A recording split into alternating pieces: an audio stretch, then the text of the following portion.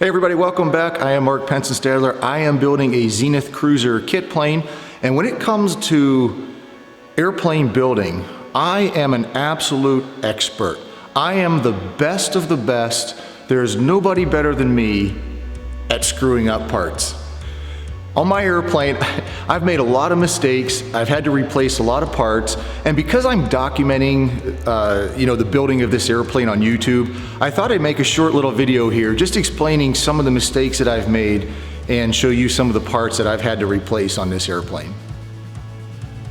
Starting at the back of the airplane, I had to replace both of these big brackets that get riveted to the side of the fuselage. These big brackets are the mount for the horizontal stabilizer. I replaced mine because when I drilled this hole, there wasn't enough edge distance between the hole and the top of the bracket. I had Zenith make me new ones, and they added another about 1/8 of an inch to the top of that bracket so I would have the required edge distance. Also on the back of the airplane, these plastic wing tips or stabilizer tips, I replaced both of these.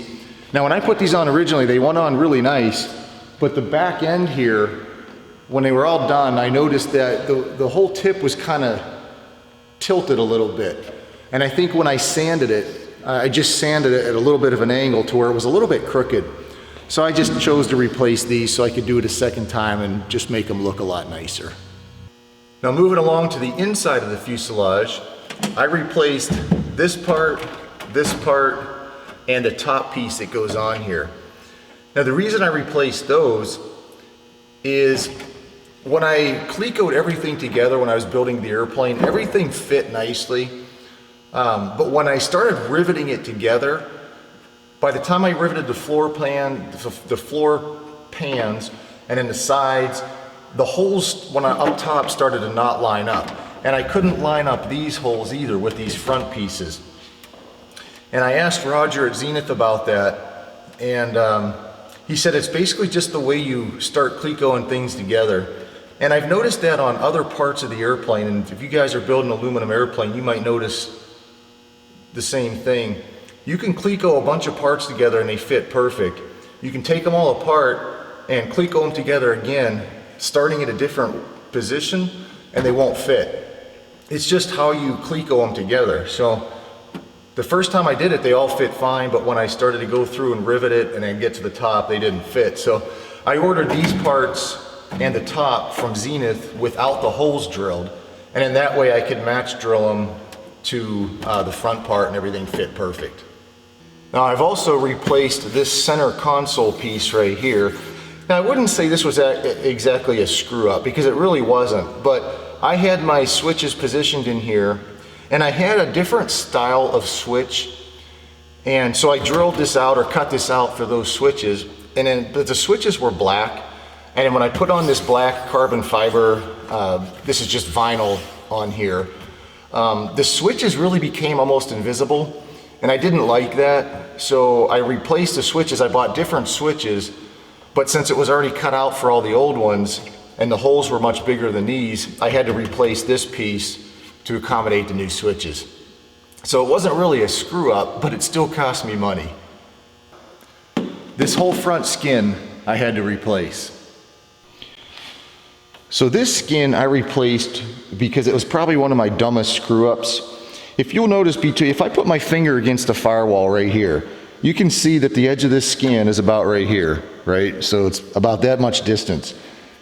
So when I was putting this skin on, I figured I'd make this distance nice and even. So I took this distance here, which is about, let's just say, 1 inch. And from these rivets here, I measured 1 inch back, I drew a line, and I cut this whole top skin about 1 inch from these rivets, thinking it would make a nice even space all the way around here.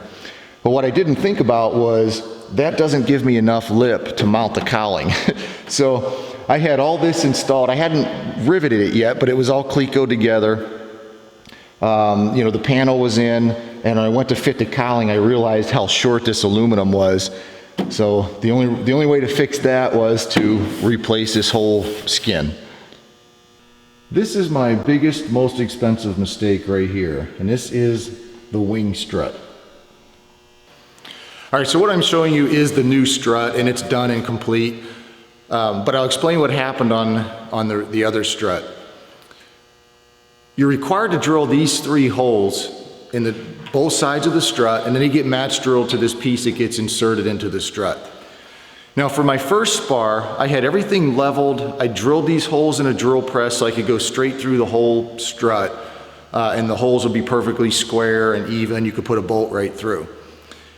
The first strut came out perfect. On the second strut, the other end came out perfect. And by the time I got to this end, I knew I shouldn't do this, but I took a shortcut. And I was like, I don't need to put it in the drill press and level the end and go through all that setup just to drill these holes. I can drill them by hand with a hand drill. So I marked a line this way and then 3 lines that way where the bolts should go. And then I think maybe the next day I came back and I wanted to move this fitting in a little bit. So on the other side of the strut, I drew the same lines, but I made the lines that go this way, perpendicular to the strut, I moved them in 1/8 of an inch. So now I have 2 sets of different lines on both sides of the strut. So taking my shortcut, I took my hand drill and drilled through 3 holes. I turned the strut over, drilled through 3 holes. Then I inserted this piece, match drilled it in there. And then when I went to put a bolt in, is when I remembered that those lines were 1/8 of an inch off. So none of these holes lined up with the holes on the bottom, and I could not insert a bolt. The only way to fix that, of course, was to replace the strut. And I also had to replace this fitting because it had the holes drilled in there incorrectly also. Now, as you can imagine, for Zenith to send a new strut, they've got to build a crate for it. They've got to package it, and then you're shipping this big crate. This strut is probably 7 feet long. It's not cheap to ship. The new strut, this piece here, and the shipping, and I'll be honest, Zenith gave me a little bit of a discount, was over $600. So this was my $600 mistake. It was 100% avoidable. And the only reason I made that mistake is because I got lazy and I wanted to take a shortcut. Lesson learned, don't take a shortcut. All right, let's talk wingtips. Now, when I installed the wingtips, I put in this, you can see there's a front half and a back half. I put in the back half first, cleat coated in, and you kind of fit the front half to the back, so this lines up. But one really important thing to keep in mind when you're fitting the wingtips is you want the forward wingtip as far forward as possible so that there's no gap in the very leading edge here. So my dad was in town and I had this part fit and we were fitting this part, and what I wanted to do was I wanted to take this wingtip and put it in the wing and push forward on the wingtip as hard as I could to get this leading edge closed up. And then while I was holding it, I'd have my dad drill all the holes. So that's what we did. Drilled all the holes in the forward wingtip. And when we were done, it was all cleco together. I kind of realized that as I was pushing forward, I was kind of rotating it a little bit this way, just very slightly. But what I didn't like was this edge here didn't really line up. It was just this edge, if I remember right, it was either higher or lower than here, and there was kind of a little bump there. Obviously it worked 100% perfect. There's no reason to replace it. Again, nobody would probably even notice, but it wasn't perfect and I didn't like it. So I replaced this front wingtip, and we did it again, and now we have this just perfect, just how I like it. Now for the wingtip on the left wing, my left wing is on the ground right now, and it's kind of hard to get that low and show you. So I'm going to use the right wing, but I'm talking about the left wing. On the left wing, I had the back piece installed first, which is usually how you do it. Then I had the front piece installed. Everything was done. It was all clecoed together. When I went to rivet it on, I noticed that after it was completely riveted, if you look down at like this, it was a little bit wavy, and for some reason it was causing the bottom of the wing to have this curve like this. So obviously I didn't like that. I took drilled out all the rivets, took both wingtips off, the front and back half, and I ordered 2 new wingtips. I ordered the back half and I ordered the front half. I received those from Zenith and I installed them, and what I didn't like was this back half on the new one was curved this way a little bit. If you can tell what I'm doing in the camera, it was curved out, so the ends were further out this way. When you put it in a wing, it actually has to curve a little bit the other way. And it's not, you know, a knock on Zenith, it's just how these pieces are vacuum formed or heat formed that I guess it's just hard to get them perfect. But since it was already naturally curved this way, curving it that way was causing a lot of problems with how it was fitting. The back end didn't really fit nice. It was kind of kinking along the edges. And then the front piece, I can't even remember what was wrong with that. There was something wrong with that. It just didn't fit nicely in the front. It didn't fit nicely towards the back. So I wound up taking both of the new ones off and then reinstalling the old ones. But I don't know, I can't explain what's different, but when I put them back on again, it's much flatter and it doesn't create that curve on the bottom of the wing. So I wound up using my original ones anyway, but of course I still paid for 2 new wingtips. And finally, my most recent screw up. Now this I'm going to talk a little bit more about in my next video, because the next video I make is going to be part 3 of installing my doors. But since I just had to order a new one of these, I'll show you here in this video. This is the piece that goes on the door seal like this. This little piece is supposed to be attached to this piece and bent kind of like that so that the whole thing fits in here.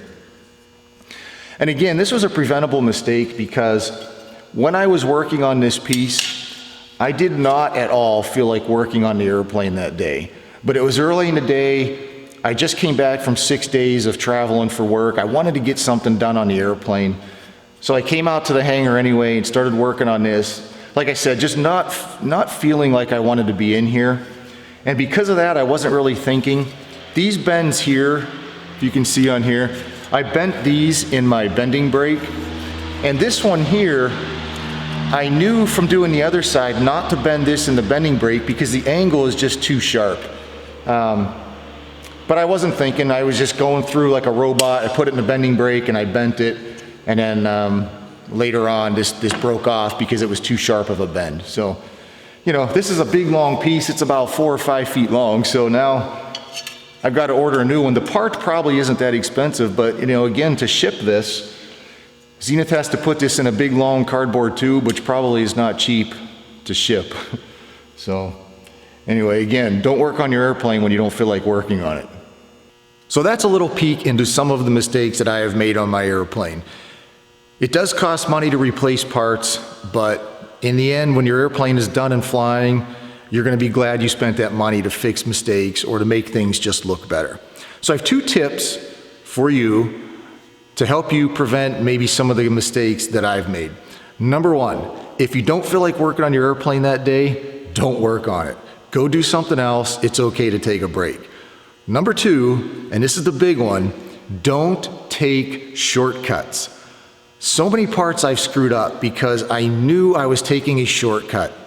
I was either doing something I wasn't supposed to do, I was using a tool that I knew wasn't really the right tool, but it's all I had, so I would use it anyway.